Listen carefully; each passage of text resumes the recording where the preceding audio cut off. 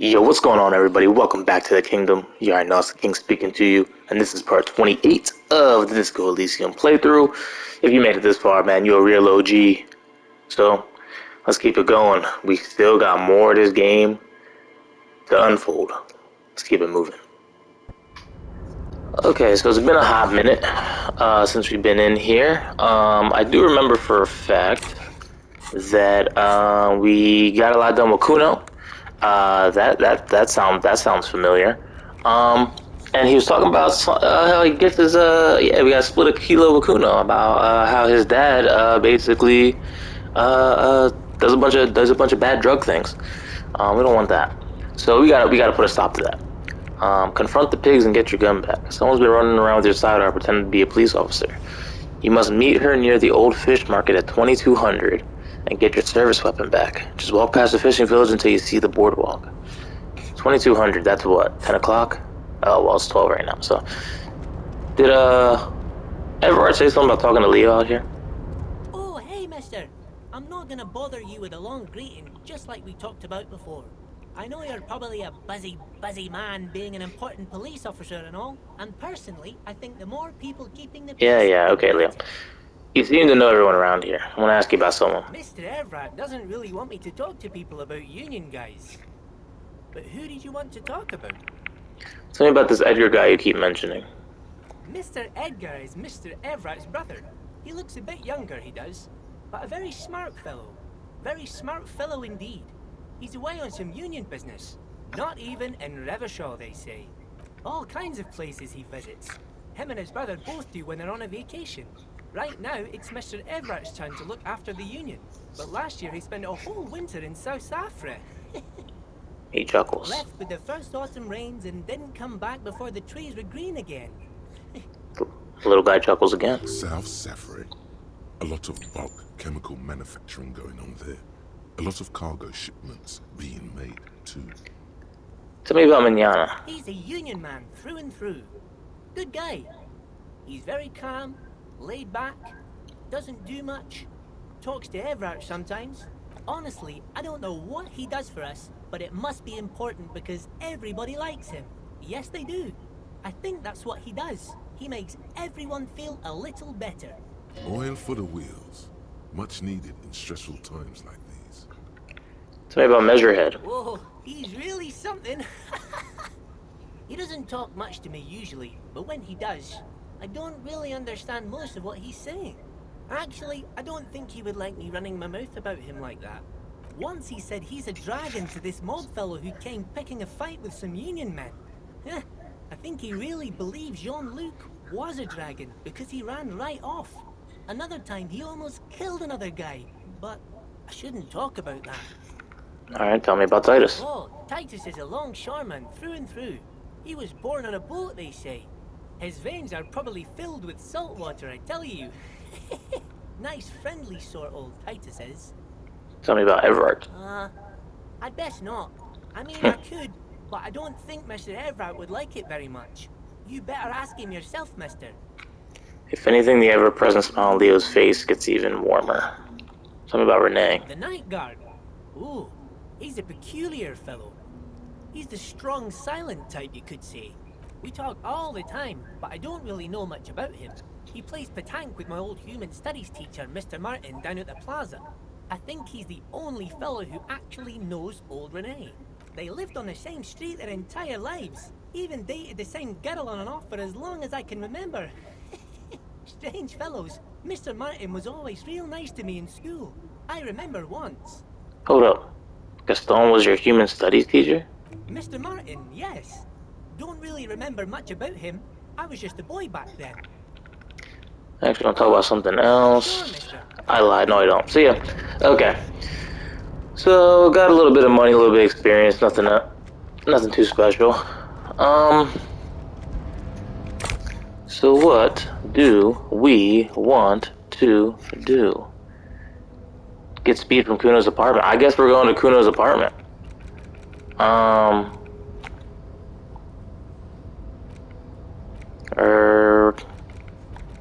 Should we run these numbers?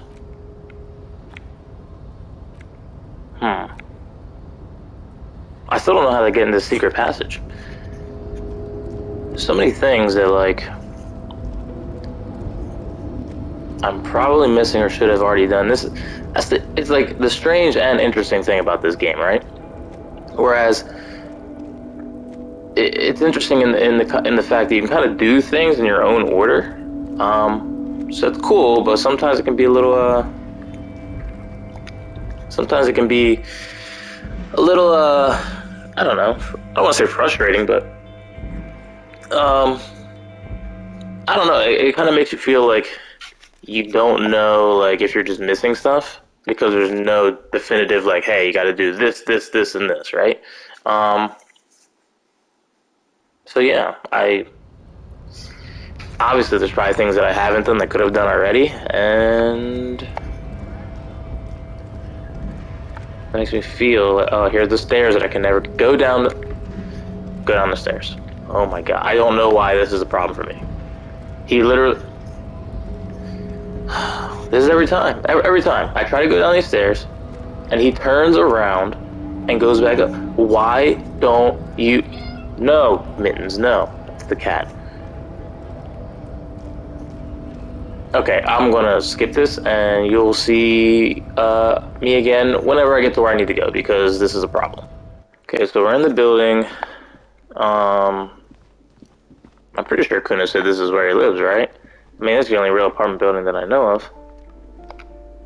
A shabby door hangs oddly on its hinges, secured to the doorframe with a safety chain. An unpaid energy bill is attached, threatening to cut off the electricity. It's addressed to Mr. Uno Doroita. Uno. Looks like we found where Kuno's dad lives. Let's put on the bill at the door. And the place comes with 3 months' worth of utility bills. Knock lightly. No response. You'll need to equip the chain cutters to enter. Snip right through the metal. Alright, well, let me equip those then. Chain cutters it is, boys. Let me take off the crowbar. Chain cutters for the crowbar.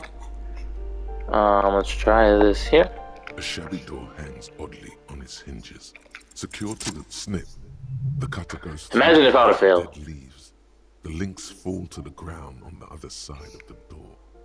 I know there's no stopping you, but let's at least make this quick. So Cuno is making this guy seem crazy. I don't do this often. I don't know what the hell's about to happen, right?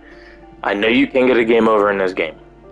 As you've all seen, I haven't got one, but I'm going to quick save. I just feel like, I don't know, Cuno is making this dude seem nuts. So I don't want him to, like, shoot me in the head or something. Alright, we're coming in. Hi, hello. Uno? I talked to your son Cuno, and he told me a little bit about you. I'll take the little bit of money that you have, even though you're behind on your utility bills.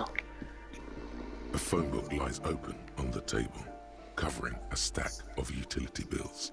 Right next to it, in plain sight, sits a small bottle of amphetamine, conveniently equipped with a straw. Dang it, he got the nudie poster up behind the couch. Lieutenant, I've located psychoactive substances on this table. Good. Confiscate it. The minuscule Yes, sir. amount of amphetamine doesn't interest the lieutenant in the slightest. He listens instead to something in the other room. You pocket the bottle as if it were the most natural thing in the world. That's right, give me that. Give me those drugs. Speed bottle. Damn.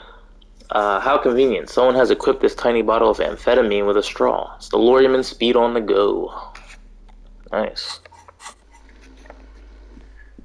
Hello? What? The air stinks with something sour.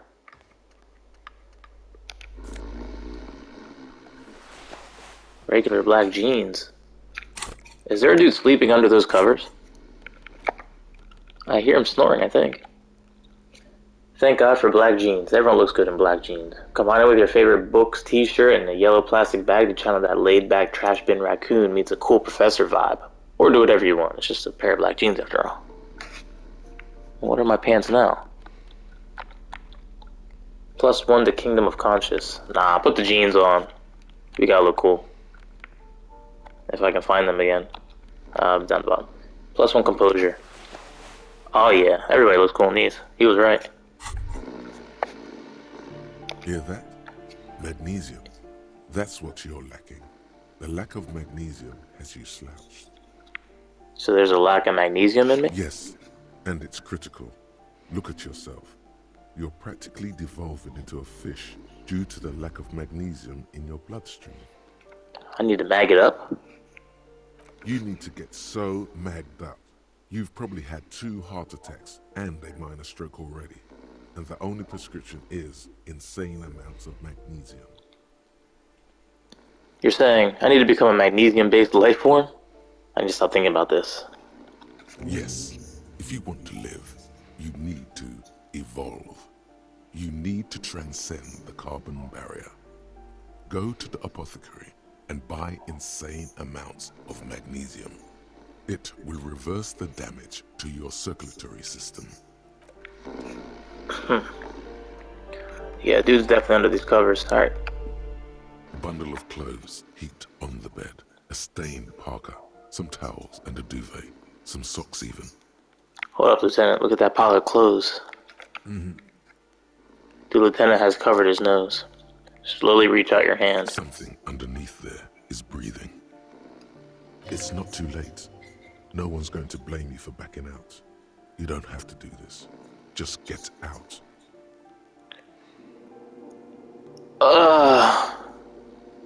Do I mess with this guy or do I just leave? You know what, fuck it. Your hand touches a greasy duvet covered in cigarette burns and ketchup stains. You hear a growl. There is something alive underneath it. Pull it You off. see a 60-year-old, fat, red-headed man passed out from large amounts of alcohol and God knows what else. The smell of shit rises from his mouth. Gross. You don't have to take him down. He's already down. Kim, is this thing even alive? Is this Cuno's father we're seeing? Maybe we should help him somehow. I took your amphetamine, old man. I'm afraid it is. Look, it moves. He points to a fleshy lump sticking out from the other end of the blanket. The limb seems to be twitching from time to time. A groan rises from the man's throat, dry like a death rattle. He's trying to say something in his sleep. Ooh, this is a red check. Is this Cuno's father we're seeing? Well, judging by the color of his hair, I would say yes, it is. The lieutenant's right. The man's unwashed hair bears a familiar ginger tone. Even the hair on his chest is coppery. The light from the window falls into his half-open eyes. I was expecting something worse. Can't believe it. Cuno's dad isn't a loser. It must be someone else. Doesn't look like he's going fuck anyone up anytime soon. I think it's supposed to say going to fuck anyone up anytime soon, but I think he's still quite bad. I mean, what he has come to. Lieutenant tilts his head. This man won't be feeding his family anytime soon. Not that he was, but at least he won't be beating his son. A pair of half-open bug eyes is staring back at you from the dark, empty, and frozen. It's clear that the person behind them is not awake. Hold on, what happened to his eyes? He's going to sleep it off, I know this shit. This is serious damage, I'm still not sure he's dead. I'm still not sure he's not dead. Can't you tell? It happens to exceptionally committed substance abusers. They fall asleep with their eyelids still open. Not a pretty sight. Uh-oh. Suddenly the man started growling. 3 words managed to escape his mouth along with the strong stench of alcohol. Look, he's trying to communicate. Maybe we should help him somehow. What is there to do? We could turn him on his side so he doesn't choke on his own vomit, but he's already on his side. Excellent form. Poor guy. We could take him to Remedy or Saint-Baptiste, but he doesn't have money for medical services. The almshouse would turn him down. They don't do charity for people who are trying to kill themselves. Besides, he'll be dead in a few. The lieutenant stops listening to him. Years, months, weeks. The pile of blankets grunts miserably. Figure out what he's trying to say. You think well, let's try it. The man groans once again, Nope. but his tongue keeps failing him. It's impossible to make out the syllables. A hand emerges from the blankets, trying to gesticulate something, and then falls back again, limp and defeated by sleep.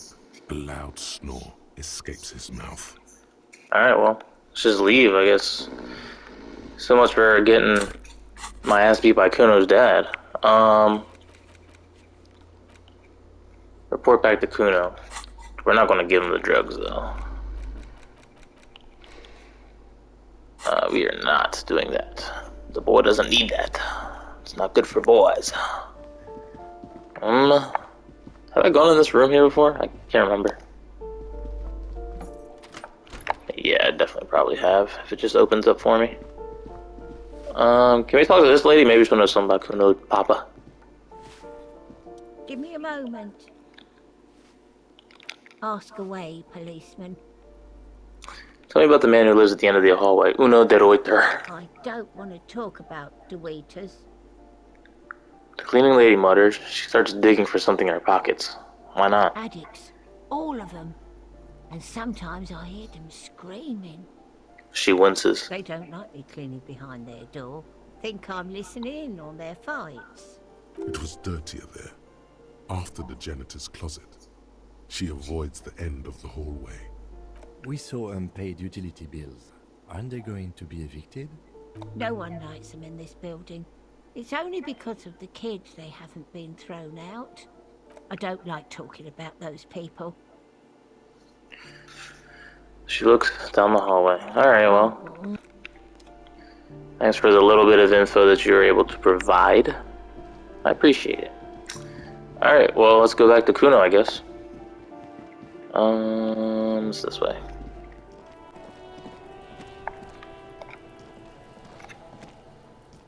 Fuck does Cuno care? I took care of the drug situation. Alright, so you got Cuno's kilo. Here is how we do it. First, give Cuno Cuno's kilo, then Cuno gives you half back. That's how we split it. It's the best way, street way. Aren't you gonna ask how I got past your dad? By kilo, you mean gram, right? Alright, fair is fair. I'm keeping it. You don't need drugs, you're 12. I'm keeping it, and I'm doing it all myself. I'm not ready to make this decision. Word on the street is, you sent your little friend in dressed as a hooker. Distraction style. That's some sick shit. He nods approvingly to the lieutenant. Not a single muscle moves on the lieutenant's face. Cuno wants to hear all about it, but first we split the kilo, then we shoot the shit. Um, Alright. Cuno knew you'd try that sneaky pig shit on him. Tell him, Cuno! Cuno's got brains. This shit doesn't surprise Cuno. So Cuno's gonna give you one more chance. Know this, pig. Shit is major. Major fucking choice, pig! Cuno won't take this shit lightly. The pieces are moving, pig. This is fucking domino shit. It's hard to see how not giving a boy a bag of amphetamine would cause some catastrophic cascade response. Hard to see, but easy to feel. Somehow, this will change things. oh no. It's not hard to see at all. You hand out drugs to kids. The lieutenant's faith in your judgment will diminish significantly. What, if any, is the downside of not giving the drugs to Cuno? None that you can see. No, you can see it. This young man has junior officer material in him. In another life, where he trusts you. Tick, tick, tick, tick. Decision time. What's it gonna be? You gonna fuck the Cuno? I'm sorry, man. I need Kim to trust me. I can't just... It's staying with me, bro. Alright. You fucked the Cuno. Everybody, Cuno got fucked by his pocket pig. Just when we getting our business on, the pig throws it all away. I told you he can't be trusted! I told you! I told you he'd steal the shit! Relax, see? We got plenty of Kilo underground, in the tree. This ain't about that. He turns to you. This is about you and Cuno. You mismanaged this shit. Now everything is fucked between us. How are you gonna make this up to the Cuno, huh? There is genuine disappointment below the act, sire. In truth, Cuno doesn't really believe there's anything he can do to make up for this. The damage is irreparable. Damn, maybe I should have like came back and gave it to him when Kim wasn't there. See, I need to. I keep forgetting that like Kim cannot be with you at certain points, right? Damn. I looked around in there. It's not the easy life you've got going on in that apartment. The fuck do you know about Cuno's life? Cuno's got plans. Get the fuck out of here. Yeah, we got plans. Cuno, I met your dad. Yeah? How the fuck are you still alive, pig? It was what you said. Kim dressed up as a hooker, full drag. Cuno, your dad is half dead alcoholic. He was sleeping under some clothes. What? His eyes become large and round. His posture changes. The swaying rooster motion stops for a second. Then he gets it going again, reorienting himself. Fuck right. Cuno's dad was sleeping like a bum. Cuno told ya. Cuno's dad doesn't give a shit about anything. Fucking breaking and entering shit. That's nothing to Cuno's dad. You got lucky, pig. Cuno knew this. Cuno's fucking violent fiend dad's been drinking hard lately. Cuno knew you have a way in. Narrow window. Cuno window. Cuno window? Come on, kid, just stop. Stop acting tough, kid. You don't have to be scared of him anymore. Whatever scary thing he might have been, now he is nothing. Yeah, I was wrong. He's hardcore, a real killer. Cuno's not fucking trying to be tough. This shit is real. Cuno's fucking violent dad's gonna be a vegetable. Cuno knows that shit. Stroke shit. Stomach fucked up and... Cuno's gonna go out like that too. Gonna be just like Cuno's violent dad. Speed shit, crime shit, fucking on the bed. Go out West Revachol style. Stop saying all this sad shit, Cuno. The whisper comes smaller than usual. There's a touch of grief in there. Fuck are you talking, sad? Cuno's got hard shit, death shit, nothing shit. You don't have to turn into that. Chances are you are going to turn into that. Get your fucking nun-ass out of here before Cuno fucks you dead. You think cause you took Cuno's speed, Cuno's gonna sub like a turn into... Cuno ain't turning into shit. Cuno is that shit. Cuno won! Oh, you won, Cuno! The relief is palpable. The little hat jumps up and down behind the fence. He did not win. There is a crack in there now, and it's spreading across the face of his certainty. There were tons of unpaid utility bills in there. Fuck right there were. Fucking 3 years or some shit. Let me guess, Kuno's dad doesn't give a shit about them. That's no place to live in. You have to find somewhere else. Find a job, pay them yourself. Your dad can't handle things anymore. Yeah, that's right. Kuno's dad doesn't give a shit about that electricity and light shit. Just wants to pound on people and drink. That's right, it's a shithole. Kuno's gonna move underground, Leroy shit, ancient shit. Kuno's gonna live in a fucking catacomb. Yeah, in a tomb, Cuno! The little one seems overjoyed at the prospect. I did right not to give you the drug. Let's conclude this. That didn't change shit, pig. That only made things worse. Fucking social worker shit. It doesn't work, pig. It doesn't work, Cuno. Only our shit works. She must repeat it. Use every chance to confirm that version of reality. She tries to bind their fates together. She needs him. Bad. Cuno doesn't... Alright, well. Man. I feel like, yeah, I don't know. We're not gonna get shit out of Cuno now, so that kind of sucks. What should we level? What should we level up?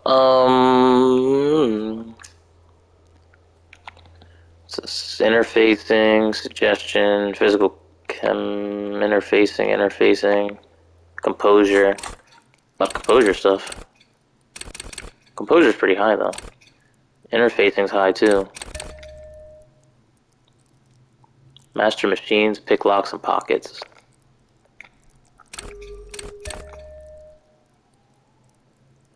Yes, we can upgrade that. Composure, why not? Alright, wow. Alright, well back to our, should we go to the fishing village? What can we do here? Ask another about the tattoo's possible meaning. Find Idiot Doom Spiral Jacket. The story of his life. According to the man, the jacket was last seen somewhere around the boardwalk. There's a lot of stuff over by that boardwalk. Hardy gives you the recording where the hanged man supposedly testifies to his intent to rape and pillage. Have a listen on a playback device, either in your room or find one from a pawn shop.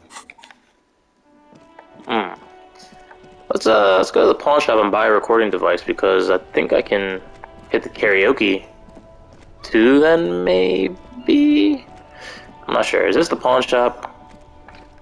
Does it tell me on my map? Not really. Let's go in here. Okay. Hello again. How can I help you? Is Roy high? And yes, then what is he on? I'm looking for something that plays the tape for police business. Yeah, we still have those boom boxes on the shelves. Can I buy it? Maybe I gotta look at it. The boomboxes wait on the shelves, and your boombox, that gold and amber Harmon Waushi, stares at you longingly with its tape-reel eyes. Can I just play a tape on one of the boomboxes real quick? Sorry, man. I can't be giving out Man, come on. freebies. Never have, won't now. Can I get a discount? A discount? I do have to keep the lights on, man. It's 12 real. Remember, Dang. he doesn't like music. He likes sounds. The Doorgunner Megamix is his type of tape. Certainly, he'd give you a discount if he knew you'd play something so experimental. Ooh, fair enough. How does 10 real sound? Let's make it 8. I'm not just doing any police work. I've got the Door Gunner Mega Mix here, an air-defining work. Let's do 4 real. 4 real is offensively low. But just this Whoa, once. For the music, concrete, cop. what a discount. Thanks for the discount, man. Here's the money. And here you are. Quality sound reproduction on the go. It'll play anything, wherever. Turn any tape into a conversation of sounds and shapes. Whoa, what a discount. Alright, here we go. Now we're talking. Oh, it auto-saved. Okay. Alright. Equip this to play tapes. This is the reel-to-reel boombox of everyone's youth. A little banged up, a little chipped, and honestly not that loud either. Looks cool though. Excels at being carried on the shoulder, allowing you to play audio tape items and blast music into the face of unsuspecting strangers. Shit.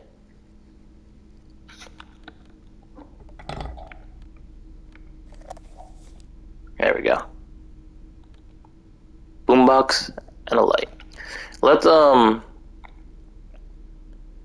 leave out of here and we'll play it outside. Come on, Kim. I've got 1 bullet. What? Why? Where did that come from?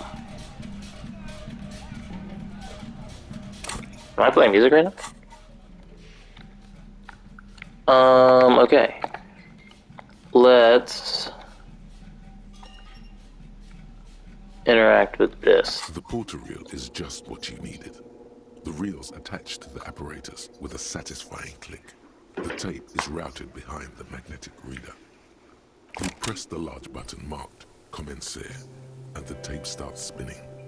There's a small delay before the song starts playing. Keep the porter rail at a harmless distance and wait. Then the organ starts playing, A simple, melancholic tune echoing in the hallway. A lone singing voice joins in, telling you about the tiniest church in Sessons, surrounded by even tinier yard. You almost feel the seaside mist on your skin. It's mega sad. Within seconds you know, this is the one. The real shit you've been looking for. The one you trust your room to that Claudia told you about. Perform it. Oh, you about to sing some karaoke, boys? Click. Then silence for a bit. Then the tape stops spinning. Could I sing this for karaoke? I think I could sing this. No, I couldn't. It's too sad. I might cry and trash the room again. Scratch that. I'm already crying and I look dumb and old. Of course you could sing this. You could take sad to a whole new level with this. And you already know the lyrics since you've listened to it like a million times. Yup, they're all here. All 3 verses. And the B-side of the tape contains the instrumental version. It's like the world itself is telling you to do it. Only one obstacle stands on your way. What? Gart. You have to convince Gart to let you sing karaoke in the whirling. After you've won him over, you can express yourself. Let the pain out. Make everyone understand. The lieutenant looks at you as you remove the tape from the boombox. He doesn't say anything. You know, I feel like me and Gart have a pretty okay relationship at the moment, for the most part. Let's listen to this door gunner mega mix. The porter reel is just what you needed. You push, command set, and the tape starts spinning. Violent static and machine sounds fill the air. This isn't Revachon. This is a fucking village. I can almost see the elephants. Another loud screech, some kind of machinery. The harbor. That's the son of a Kvalson crane. When this shit is done, I'm gonna tear that place up. Soldier of the Apocalypse style. Kill shit. Dogs and chickens too. Gonna run a room, Cordy. A real nice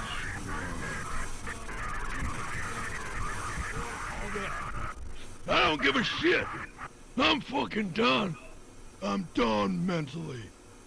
I'll fucking do them all in. Rape that disco cunt on the counter. You know, the dance a whore upstairs. Do it Kohoi style. Never did get that taste out of my mouth. A click, and silence. The rest of the tape is empty. The lieutenant presses the button marked Arrête on your porter reel. The tape stops spinning. What was that at the very end? Silence? End of recording. What do you think? It seemed authentic enough. Probably recorded off the shortwave, then edited to seem more incriminating. He sounded like he was on patrol around the harbor walls. I agree, he also sounded inebriated. But he did say he's going to do it. You can't edit words into someone's mouth. I think he sounded alright, just letting off some steam. Still. The lieutenant looks at the tape. You're familiar with this look now. It's his look of suspicion. There's more going on here than we know. Who's this Cordy? Corty could be short for Cortenard, one of the other mercenaries, the one he was talking to. Probably the mountain at the harbor gates. Mr. Right to Work. What's Kohoi? A village on the Samaran Isola, in South Safre. Grad committed war crimes there, the kind of thing he talks about. You think he was there? Who knows? Maybe the tattoos would have an answer. We would need to know the story of this man's service. A symbol of soldier of the apocalypse style conduct in a civil environment. Okay then. What now? I think we've got a few more questions for class here, don't you? This seems to contradict her testimony, at least to some degree. As you take out the tape, the boombox tunes itself back to the cheery radio again, spewing out beats like it's a Friday night. The contrast feels chilly, inappropriate even. Alright, well, let me unequip this boombox now, because I don't need it equipped. Instead, we can have a, I don't know, keep the chain cutters on, I guess, I don't know. Why not? Alright, so let's go and try to sing some karaoke. Yeah, let's convince Gart. Let's get this going. Then it said talk to Claudia. She's that lady at the top here that we can see right there, smoking a nice little cigarette. So let's get inside.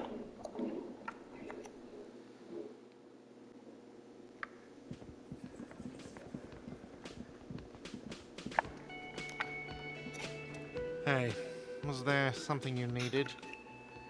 Gart, I need to sing karaoke now. No, you don't. It's not happening. He tries not to look at you.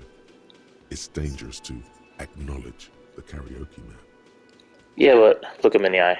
Johnny Law's about to tear it up sad style. What do you even have the PA system if no one's going to use it? It's part of my quest of self-discovery. Help me. This is my way of apologizing for the trouble I've caused. Please let me say I'm sorry. You're right, it's not the right time. By causing more trouble, I think we're good. Why do you even have the PA system if no one's going to use it? It's for no one. It's a prop. I'm not letting anyone use it after the great karaoke catastrophe of 44. What happened at 44? A lot of people got killed because some arsehole wanted to sing karaoke. It's not a prop, it's for your clients. I know it's used. Okay, yes, it's for some clients. He admits reluctantly. I'm a real client. I've paid my bills and I have the right to use the karaoke machine. Ha! Well, we don't have any tapes. They all got stolen. It's alright. I have my own song with me. The man in the vest and the violet shirt stares at the tape you've just given him. He begins to frown. Hard. This is the look of a man who's defeated. Oh yeah. He knows he's out of excuses. Come on, man. You got the tape. Come on. Fine, fine. There we go. Climb on that stage and do your thing.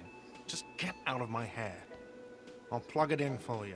Damn this karaoke machine. Oh yeah. There you go. Time to do the damage. You about to be blessed. Here we go. Let's get to singing.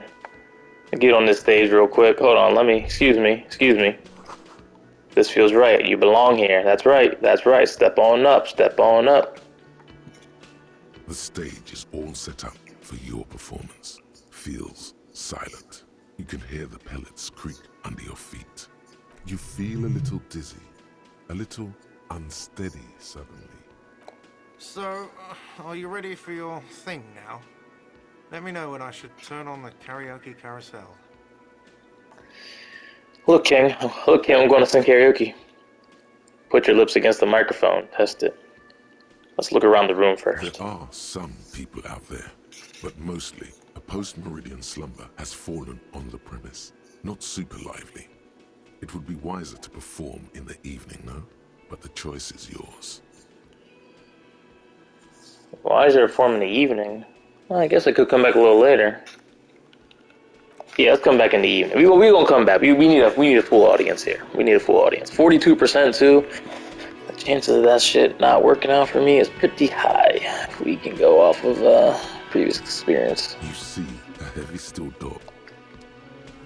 I don't got a key anywhere for that. Can I get down there? Hello, anybody? Let's go talk to Claudia. See what she has to say since we're in here.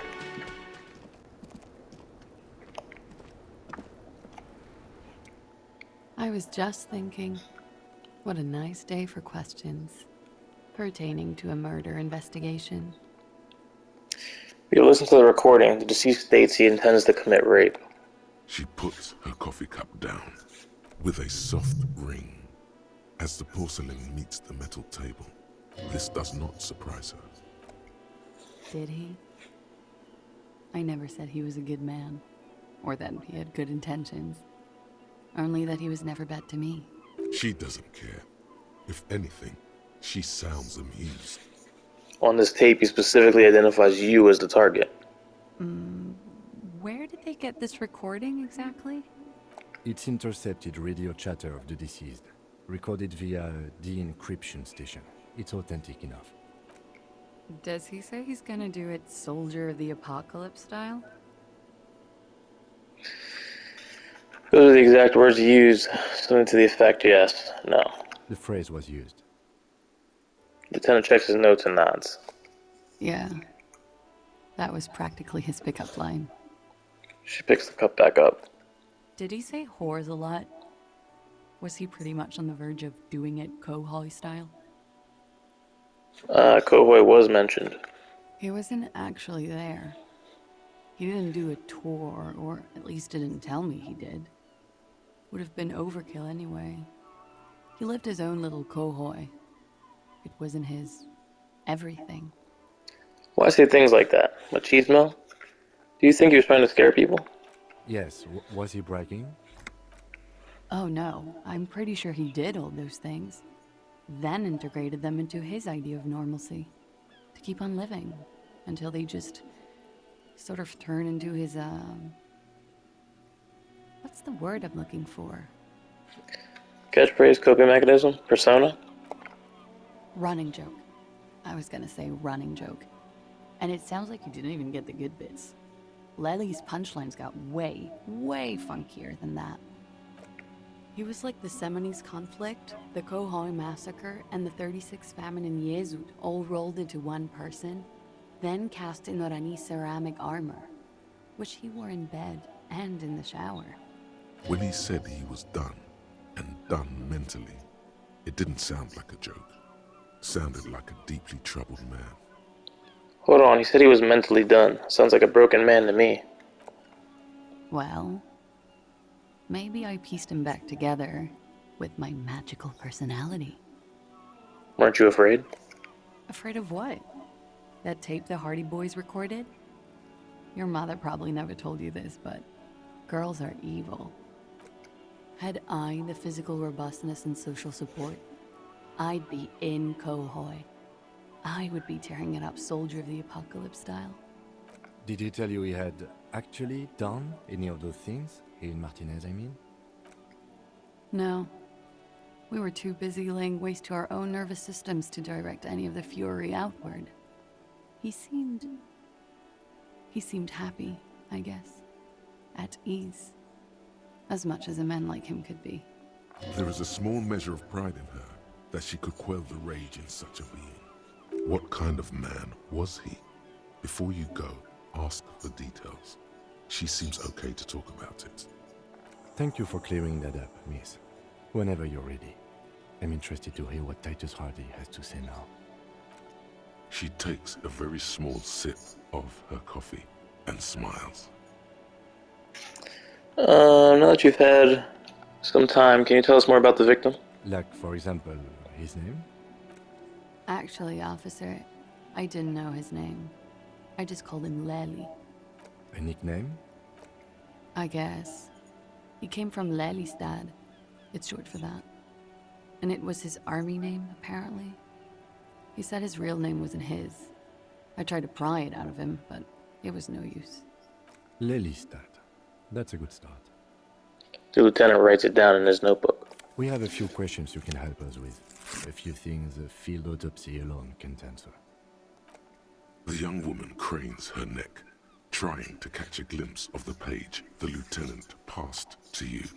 On it is a list of autopsy observations, recorded neatly in blue ink. The last missing pieces of a puzzle of flesh. Where is Lelystad? The place, I mean. In Oranje, officer.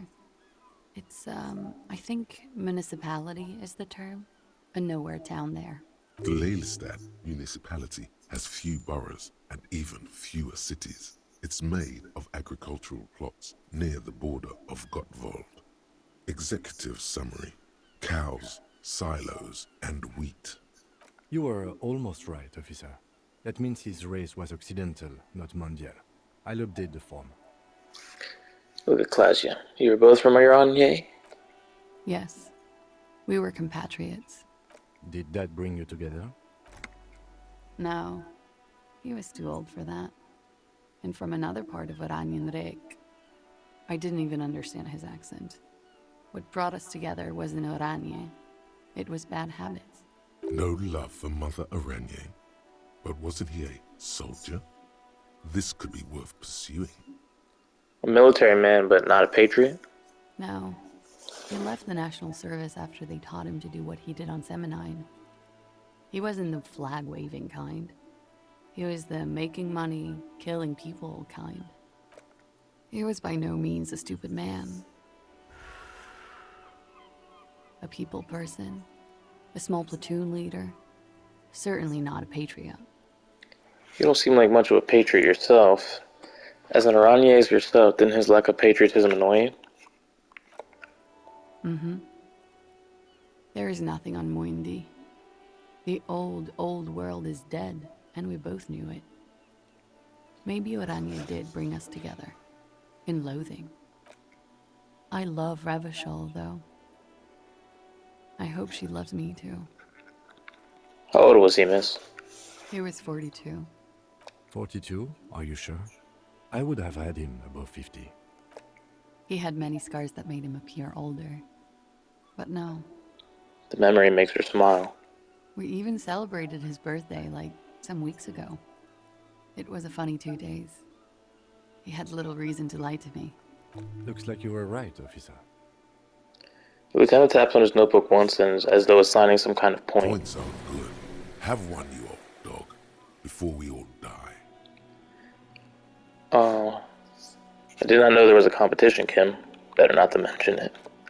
The young woman looks at you, then the lieutenant, then you. She's clearly sensing something. A spike in testosterone levels, perhaps. His eye color? Blue. Light blue. They were like little blue galaxies, you know? It was strange, seeing those eyes in his fucked up face. Pardon the swearing. I do him an injustice. He wasn't ugly. And he had a beautiful, soft voice. Very surprising, what with all the scarring. It was quite something, watching him speak. He had a combat wound on his chin and mouth? Yes. Severe. It made him look like half his face was cracking away in some strange smile. That and those eyes. Ah, yes. His hair, if you can remember? It was light brown, almost blonde. He darkened it with brilliantine, made oily. Not nice to stroke. I couldn't convince him to leave it alone. He had a tattoo. What did it mean? Oh, that. It's clear she liked it. You liked it? Quite a lot, yes. It was an Aranese map of the Underways. What did it represent, do you know? It was a map of his life and the places he visited as a soldier. It was mostly for showing off to chicks, though. For showing off the chicks, how so? How? Imagine him lying in bed. Freakish musculature laid out on the sheets. Scarred, of course. Tattooed. The sheets are dirty for some reason. Is this Oranese lit? Yes. This is the very essence of Oranese lit. A moment's respite. Dark and hopeless as the struggle itself. She leaned even further back to demonstrate. He's smoking and drinking, of course. And his chest and shoulders and arms are studded with stars. Tens, hundreds of them. Maybe even thousands. And the woman goes like, "What was this, baby?" And he says, "That was too hardcore. Don't ask me about that." So she goes, "Okay, but what's this, baby?" And he's like, "Saw some bat shit there. Killed some loincloths." And so it goes. Star after star, port after port, third world country after third world country. And he's done horrible things in every single one of them. You were the woman in this? Oh yeah. Can you tell us precisely what these mean? Hand her the photo. No thank you. I've seen enough of him dead. I can tell you what they meant without looking at them. She pours herself some more coffee. Go on. He was a blue-eyed boy with thick arms, in a small town. He was also poor, and the government of Orania needed some people killed, so they turned him into a grotesque killer. For money. He went to Killer Academy in Vredefort. Then he killed some people in the Seminine Islands. And on other islands, too. All of the islands. After this, he came to Revachol and got killed himself. Not a very fun story. Good story, thanks. Thanks for clearing that up. It is when you're high. It can be very exciting then. You have the tools to deal with it. It's not a very nice story to remember when you're sober. A change of topic? I think we're finished with this line of questioning. All right. Lieutenant puts the slip back in the notes and observes the young woman for a moment. Coolly, gracefully, she pours herself more coffee. We'll try to come back when it's higher than 58%. Alright, well, cool. Wait, stop. That man, bloated beyond all recognition, was 42? That's what she said, yeah. Below the damage, the weeks of decomposition, all the swollen indignity of mortality. He was 42 years old? Where's this going? How old are you? That's where this is going. 45,000 liters of raw alcohol has left its disfigurements.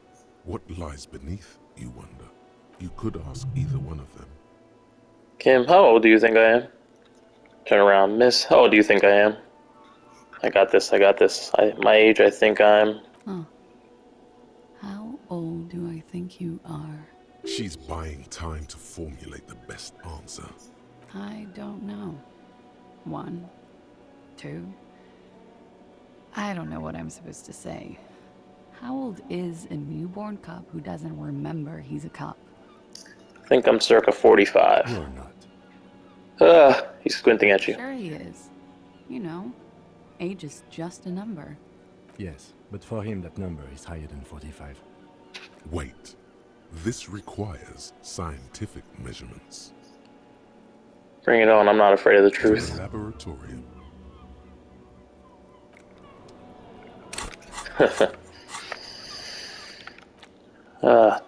Date of birth generator. Your face looks like it's 58 and your body feels like it's 60. Your mind feels like it's lived for 1 day or 100, both longer than they ought to be, the day and the century. But for how long, then, has this thing attached to your sentience walked the planet's crust? Time to start tracking those brains of yours, Elder One. When and where you were born. Wow. Alright, well. Talk to Titus. I guess that can be the next thing that we do. But I feel like this is a good place to kind of wrap up for the video. So you already know, thank you so much for coming through, checking out the video. Make sure you like it if you enjoyed. Make sure you subscribe if you haven't already. And make sure you come on back for part 29. We ain't finished yet. We still going. Come back for part 29. And we'll see you there. Peace out.